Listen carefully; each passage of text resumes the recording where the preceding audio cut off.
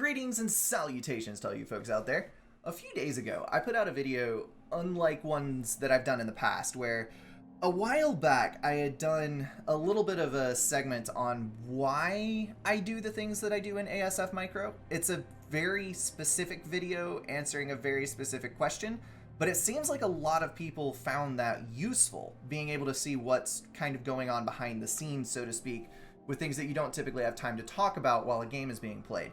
So today, I thought I would actually record another video along the same lines, this time addressing two questions that get asked a lot. And by a lot, I think at least one of these questions gets asked under almost every single Supreme Commander video that I have released. The first question is, what order should I upgrade my mass extractors in? And the second question is, Brink, why the hell do you Control-K your tier 2 mass extractors when you're building tier 3s? I'm going to try to answer both of them in a way that can be referenced in the future so that everybody's on the same page about what is going on. So, I just realized that I have one mass extractor built incorrectly here, so I'm going to very quickly fix that so our totals are correct, and then we'll dive into this. So the first question was, what order to upgrade in? I picked this map to look at because it's a little bit different in team games, but it's easier to see what I'm talking about in a 1 versus 1 situation. So if you look at this as a 1v1 map, your opponent is over here. I would consider these 3 mexes inside the base to be virtually guaranteed. By the time you lose them, you've got bigger problems than the mass extractors that you lost. You're probably on your way to losing the game. So yeah, these are guaranteed. These, on the outside edge, these 4, would be what I would consider to be safe mexes. They're close enough to your base that you should be able to guard them past the earliest portion of the game. They shouldn't get raided much, if at all. And then additionally, they're protected by 4 choke points here, here, here, and here. So these would be safe-ish mexes. These would be risky, sort of, but as you expand in a game, you tend to bias your combat units to one side of the map or the other as you're pushing.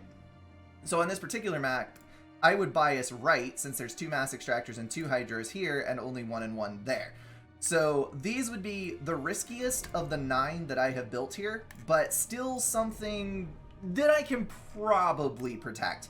Everything else is going to be kind of up for grabs unless you get a really good handle on map control. That being said, the order that you should do your mass extractors is build a tier 1 mass extractor on everything you possibly can. So this stuff, by this point in the game, you've probably also got these built. There might be raiding and counter raiding going on, but you've at least got these 9. Then you upgrade your safest mass extractors first to tier 2. These are your guarantees.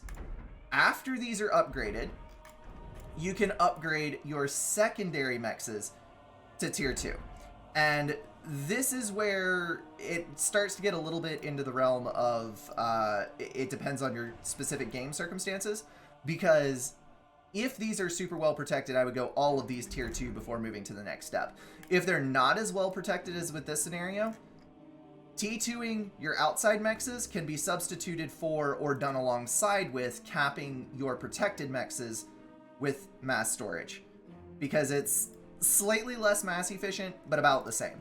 So first these mexes tier 2, then these mexes tier 2 and or internal mexes cap with storage, and then by the same token, then you draw the box a little bit bigger once you finish that. So your safe-ish mexes over here would go to tier 2 at the same time as you're capping all of these mexes, and then you would probably cap these and then start T3ing your internals. So you just kind of move out in concentric rings depending on what you can protect at the time, in order to guarantee as much as possible that the mass extractors pay for themselves. I believe it's about 1 minute and 30 seconds it takes, I could be wrong, for a T2 mass extractor to pay for itself, because it is 6 production and it costs 900 mass to upgrade. So if you can't hold it for more than 1.5 minutes, then it's not worth upgrading to tier 2 because you won't pay back your investment. And then by the same token, your storages and then your T3 max. Your T3 max takes several minutes to pay for itself. All right, so hopefully that helps with the first question. Now, the second question, Brink, why in the hell do you Control-K a tier 2 mass extractor in order to build a tier 3?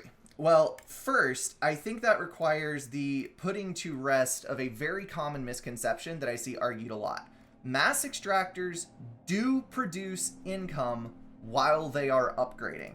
And I'm going to show you here. I'm going to reference this first though. We are at 82 income because once I start this, it's going to skew that number. So that's useful for some things we talk about later. This mass extractor, if I click, it says it's minus 15, minus 174, which might lead you to believe that, oh, this mass extractor is not producing any mass because it's minus 15. No, because the tier 3 upgrade consumes 24 mass per tick, minus the 9 that the mass extractor is producing equals 15, which is what this is negative. So even though this mass extractor is negative, it is the cumulative total of its economic numbers. So the minus 15 includes the 9 that it is producing. I know that that's probably something that a lot of people already know, but it bears talking about because that's something that I get pointed out to me a lot, is that, well, it doesn't produce mass while it's building, so that's not the reason that you Control-K. Now, we got to delve into the realm of spreadsheets here for a second, and I know, spreadsheets are the bane of everyone's existence, but this is an RTS game, and RTS games are about optimization, and optimization requires math. Oogie boogie scary. So, we got a couple of columns here. This is time in seconds. This runs out for, I think I set it for 4 minutes, I believe. The first column is 9 mass, 9 mass, 9 mass, 9 mass being totaled. So this is the income of a base T2 mass extractor being upgraded to tier 3 without assistance, which means down here, that would be right here. That is where it finishes the upgrade at 191 seconds. The second column is a reclaimed T2 mass extractor upgraded to a tier 3. For this specific use case, I'll explain these numbers real quick. If you Control-K this tier 2 mass extractor right here, boom, there it goes, and press Control-Shift, you can see this has 729 mass in the rec. That is the first 5 seconds here. 146, 292, 438, 584, 729. That is the amount of time that it takes to reclaim this with 1 T3 and 5 tier 2 engineers. We'll talk about why this is in just a second. So there, boom, we get a bunch of mass income, and they start building, and it's building reasonably quickly. So if we hop back over to our graph here, this, well, I will come back to that one. Sorry, got my markers a little confused. This right here, 51 seconds, that is how long it takes to reclaim and build the T3 mass extractor in the situation that I described.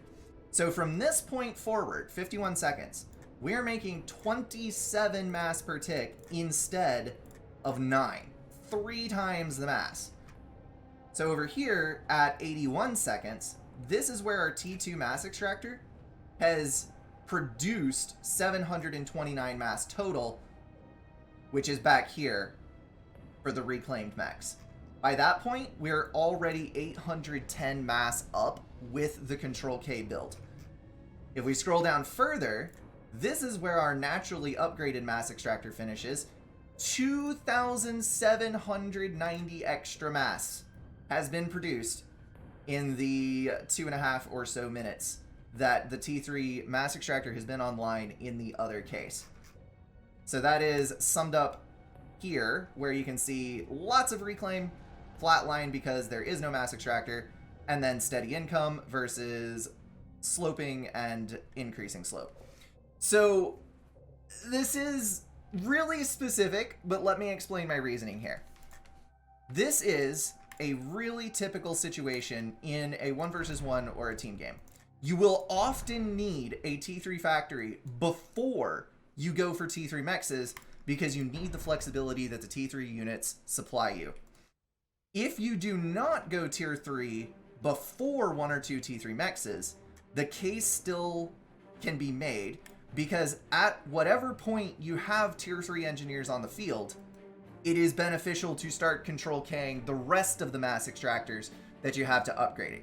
I'm not saying that it's economically beneficial to upgrade a tier 3 HQ strictly because you want to build T3 mass extractors, but in most games you will have a T3 mechs during the time that you're upgrading, or T3 factory, during the time that you're upgrading your mexes, and you need to make use of that T3 build power to do this.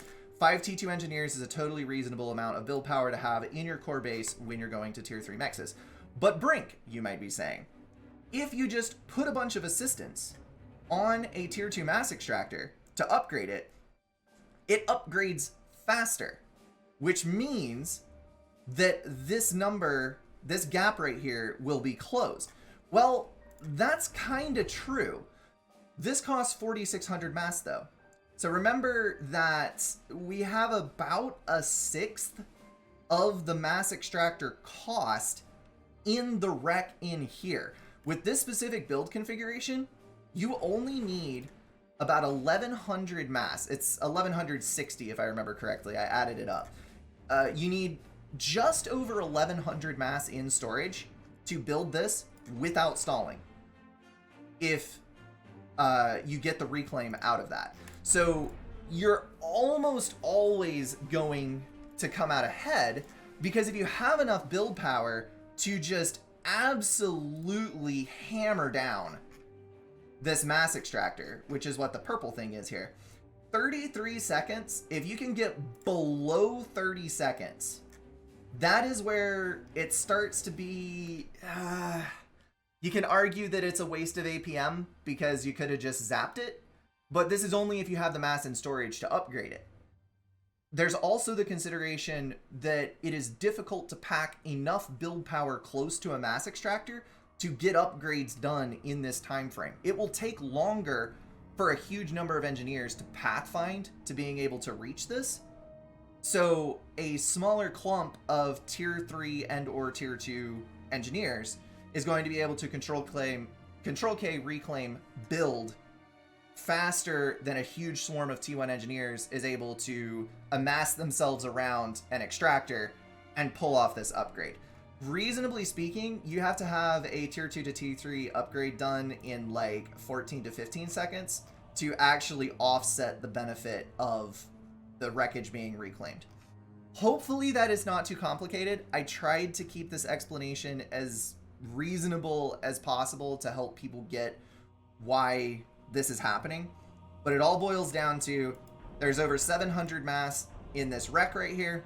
That 700 mass can be put into the build cost of the T3 mechs that's coming up, which gets you the T3 mechs sooner, which means you start producing mass sooner, which means that you make more mass.